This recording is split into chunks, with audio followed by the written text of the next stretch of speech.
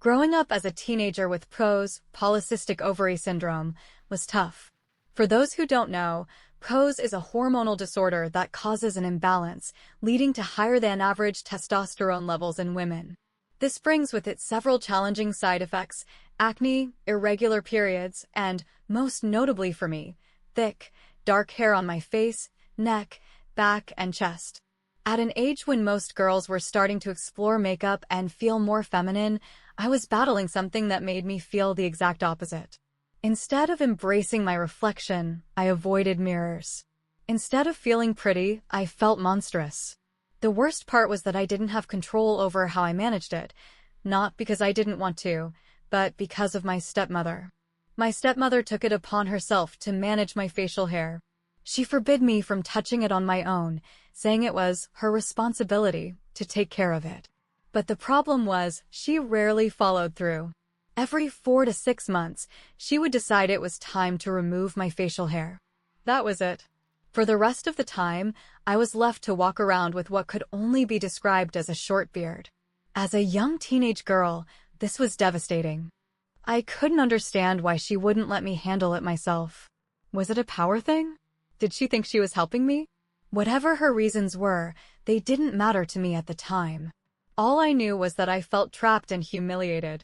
Inside the house, I couldn't escape the stares and comments. My brother would tease me relentlessly, making jokes about my facial hair that cut deeper than he probably realized. Outside the house, I hid behind my headscarf, grateful for anything that shielded me from the world's gaze. But no headscarf could protect me from the mirror. Every time I saw my reflection, I felt disgusted. I didn't see a young girl, I saw someone who was broken, unlovable, and unfeminine. The isolation was suffocating. While my peers were worrying about their crushes or what outfit to wear to the next party, I was stuck wondering why I had to deal with something so unfair. It wasn't until much later that I realized I wasn't alone in this struggle. PROS affects so many women, and each of them has their own battles with it.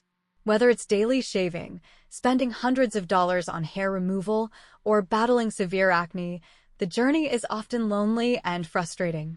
But through connecting with others, I found strength. Hearing other women share their stories made me realize that I wasn't the only one who felt this way. I wasn't broken, and I wasn't less of a woman because of PROS. It took years, but I slowly began to rebuild the way I viewed myself. I started to understand that femininity isn't about fitting into a narrow mold, it's about owning who you are, imperfections and all. To parents of girls with PROS, please hear this. Let your daughters have control over their own bodies. Don't make them feel powerless about something they're already struggling with. Support them, listen to them, and help them find solutions that work for them, not ones that make you feel better. And to the women reading this who have PROS, I see you. I know how hard it is to face the world when you feel like your body is fighting against you. But please remember, you are not alone. You are beautiful, valid, and worthy, just as you are. Every time you shave, pluck, or spend hours on skin treatments, know that you're not defined by those things. You're strong and you're enough. Stay strong, and know that we're in this together. A few days before Christmas, I made the difficult decision to break up with my boyfriend of 2 years. At 27, I realized I couldn't stay in a relationship with someone like him, even if the timing right before the holidays felt terrible. He was 33, and while I had hoped he'd show maturity and accountability, our relationship had spiraled into something unhealthy and harmful. After the breakup, I thought that was it, that we'd part ways and move on with our lives. But then, a few days after Christmas, his mom reached out to me. She sent a sweet message, saying she missed me and hoped I was feeling better. She even mentioned looking forward to seeing me soon, which was confusing since I hadn't gone to their family Christmas gathering as originally planned. It hit me, he hadn't told his parents about the breakup. Worse, he had lied to them, saying I was sick and couldn't make it. I texted him, asking why he hadn't told his parents the truth. His response? It's not their business. I was frustrated but decided to let it go for the moment. Part 2. The uncomfortable follow-up. A few days before New Year's Eve, his mom texted me again, asking if I was coming to their family party. I couldn't avoid the situation anymore. I told her I wasn't coming because we'd broken up. When she asked why, I redirected her to her son. I didn't want to get into the messy details, and I felt it was his responsibility to explain, not mine. But that decision didn't sit well with him. He blew up my phone, furious that I had told his mom about the breakup. He kept repeating that it wasn't their business and accused me of interfering with his family. I reminded him that she had reached out to me, and I only responded to avoid her continuing to contact me. Part 3. The lies begin. I thought that would be the end of it. But then, a mutual friend reached out and told me something that completely blindsided me. My ex was going around telling people that he had broken up with me because I was crazy. I was furious. I had kept my mouth shut about the real reason we broke up, respecting his privacy, even though he didn't deserve it.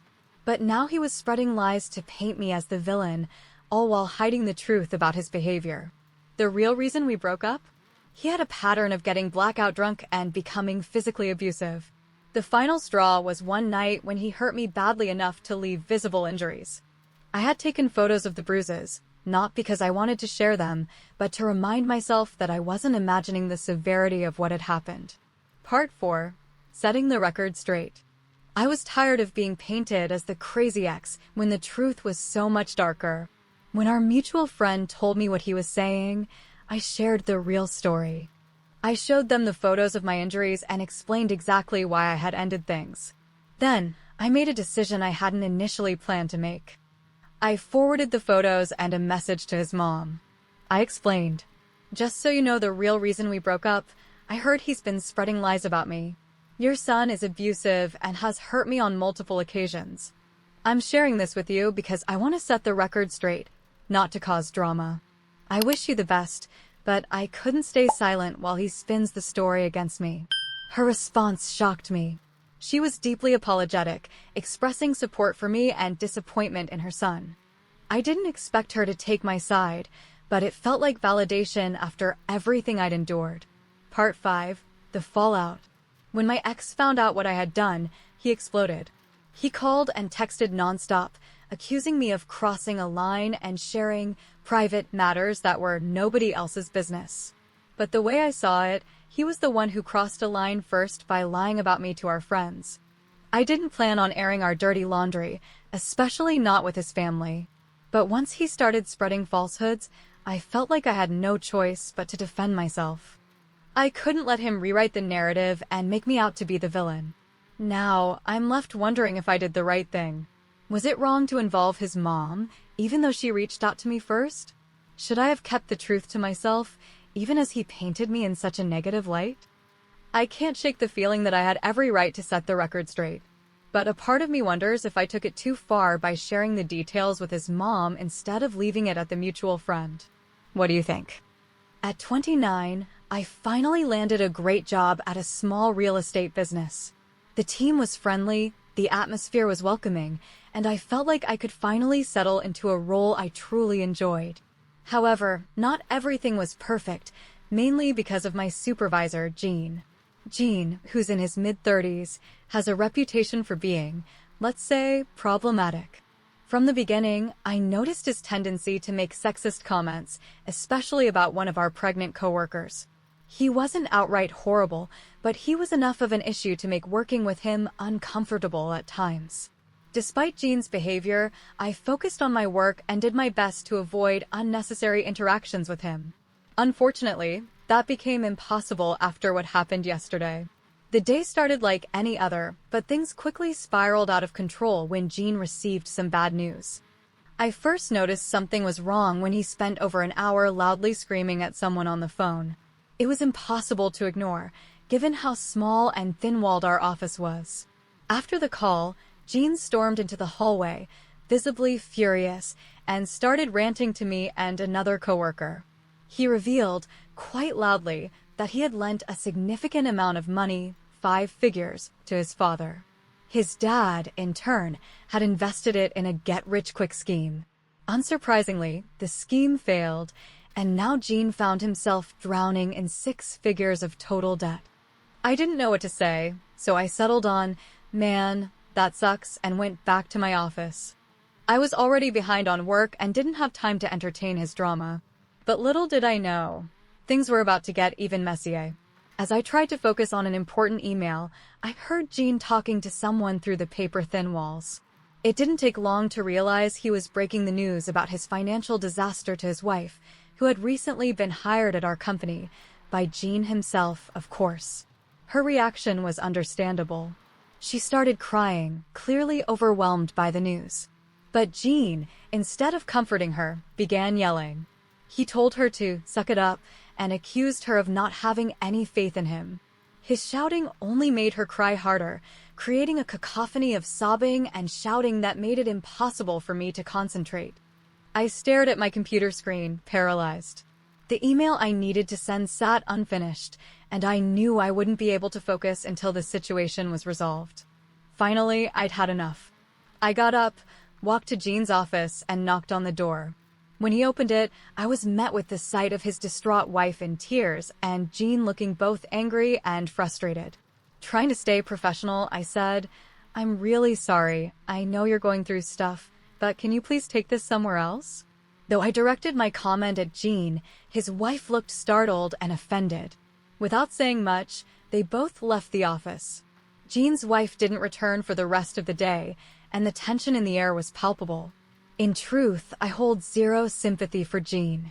His financial troubles were the result of poor decision-making, and he acted irresponsibly despite having a wife and 2 young kids to support. He's been at the company for only slightly longer than I have, and his overall vibe has always been rancid. But now I'm wondering if I handled the situation poorly. Should I have been more tactful when addressing the situation? Was it wrong to intervene and ask them to leave, even though their argument was disrupting my work? I feel bad that his wife seemed upset by my comment, but I don't regret calling Gene out. He created this mess, and it wasn't fair for the rest of us to bear the brunt of his meltdown. What do you think?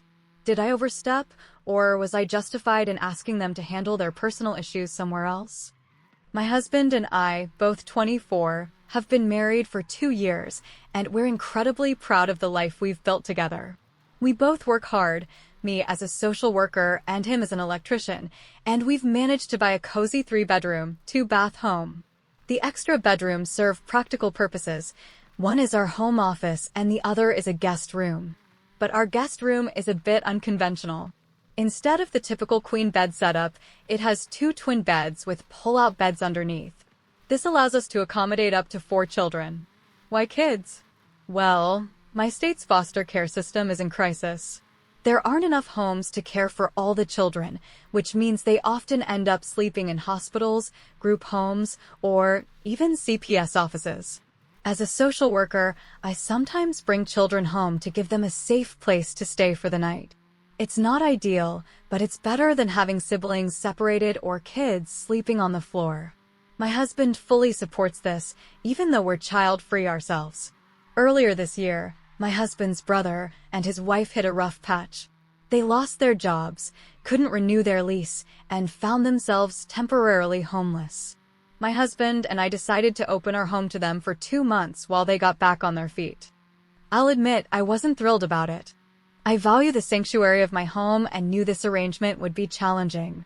But I also believed it was the right thing to do, so I set aside my reservations and welcomed them in. Almost immediately, the complaints started.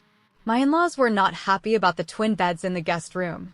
They wanted to push the beds together to make a larger sleeping surface, but the bed frames made that impossible. When they realized this, they suggested we remove the beds entirely and replace them with a queen air mattress. The problem? There was no space to store the twin beds. Our home doesn't have a garage or extra storage. More importantly, I had spent a lot of time and effort making that room a welcoming space for children. I wasn't about to dismantle it for a temporary arrangement, especially when they shouldn't be staying for long anyway. What I didn't tell them, but was definitely thinking, was that I didn't want them getting too comfortable. If the room felt too accommodating, I worried they might extend their stay beyond what we had agreed on. My husband had my back from the start. He told his brother and sister-in-law they were welcome to stay, but if they didn't like the sleeping arrangements, they were free to find a hotel. When the complaints continued, he shut them down firmly, making it clear that if they kept pushing, they'd have to leave. Despite his clear boundaries, my in-laws took every opportunity to gripe about the situation.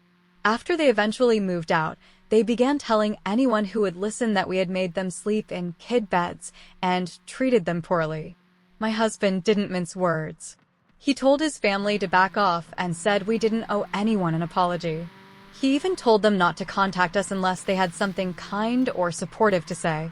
I couldn't be prouder of how he stood by me. Part 5. Was I wrong? Even though I know my reasons were valid, the constant criticism has made me question myself. I worked hard to create a space that serves a critical purpose, helping children in unstable situations, and I didn't want to compromise that for a temporary guest arrangement. Still, part of me wonders if I could have been more accommodating. Was it unreasonable to keep the room as it was, even though it made my in-laws uncomfortable? Or was it fair to prioritize the purpose of the space over their temporary needs? Ultimately, I believe I made the right choice. My in-laws' stay was a short-term arrangement, while the guest room setup has long-term importance for the children I occasionally bring home. So, Reddit, what do you think? Was I an asshole for refusing to change the guest room for my in-laws, or were my priorities justified?